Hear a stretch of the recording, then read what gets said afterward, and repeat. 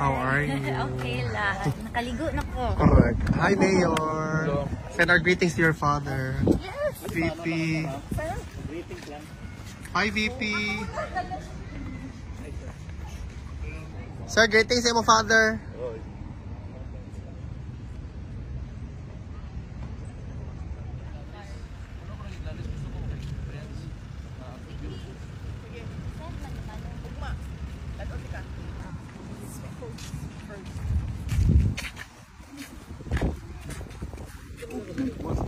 Lagi ko kayo para alam pagkakuan.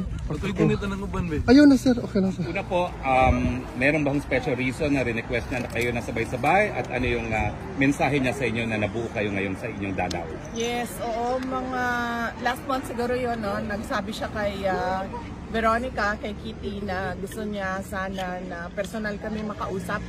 Kaming apat na magkakapatid at meron siyang mga sasabihin.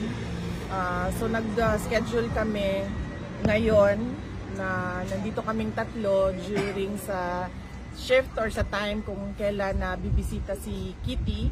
Sinunod namin yung schedule niya kasi siya yung may pasok sa school.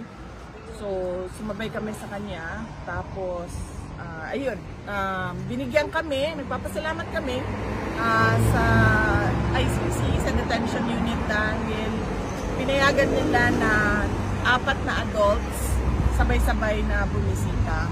Meron kasing limit sila sa pagbisita. But binigyan nila kami ng isang araw na sabay-sabay kami 4 na magbisita kay dating Pangulong Rodrigo Duterte.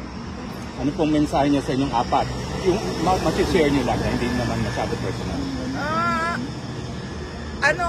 As a father, yun yung message niya bilang ama, personal na buhay namin at sa politika, no? Personal na buhay, buhay ng pamilya at buhay namin sa politika. So yun yung mga general topics na napag-usapan kanina. Anything you can share po, lalo na sa politika? Well, wala naman. Nothing about the future, no? No concrete plans about the future. Pero napapag-usapan lang kung ano yung mga nangyayari ngayon at ano yung posibleng mangyari bukas sa susunod na taon in 3 years from now. So yun yung mga napag-usapan kanina. VP Inday, what is the reaction of your father when he saw his 4 children for the very first time since his illegal detention inside the ICC detention facility? Masaya siya. He's been informed of it since Friday of last week nung 3 na kami ang bumisita at sinabihan na siya na ay nag-aantay na lang ng isa. And Wednesday this week, meron kaming approved visit na kaming 4. So masaya siya na nakakausap niya kami at medyo maingay kanina kasi 3 sabay-sabay, 4 sabay-sabay na nagsasalita. At some point, sinabi ni Basti na hindi na ako magsasalita kasi walang nakikinig sa akin. So, medyo siguro, na-miss niya yung ganon, na discussions, na labo-labo, sabay-sabay nagsasalita lahat.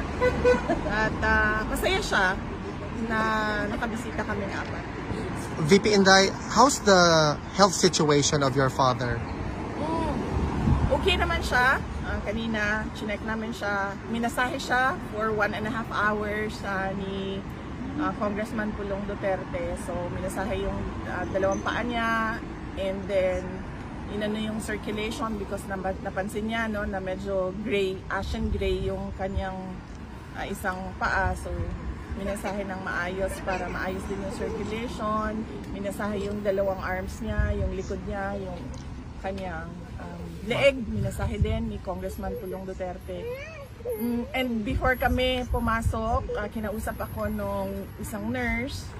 Sabi niya na kapag meron daw, sabihin ko daw sa lahat ng mga bibisita na huwag daw siya bigyan ng snacks.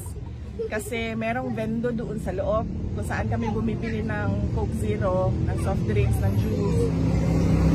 Huwag daw bumili ng snacks doon kasi kasi sobrang taas ng kanyang sugar ngayon at gusto nilang pabilisin yung pagpapababa ng sugar. So pinagbawalan siya kumain, pero inalaw naman siya sa kanyang Coke Zero kung mag-request siya. Basta ang sinabi lang nila is that minomonitor nila yung pagkain niya sa taas, kaya wag siyang bigyan ng snacks dahil hindi nila ma-monitor ang sugar doon. And nakikita nila nagsispike yung kanyang blood sugar. So pinagsabihan kami wag mag-share ng snacks.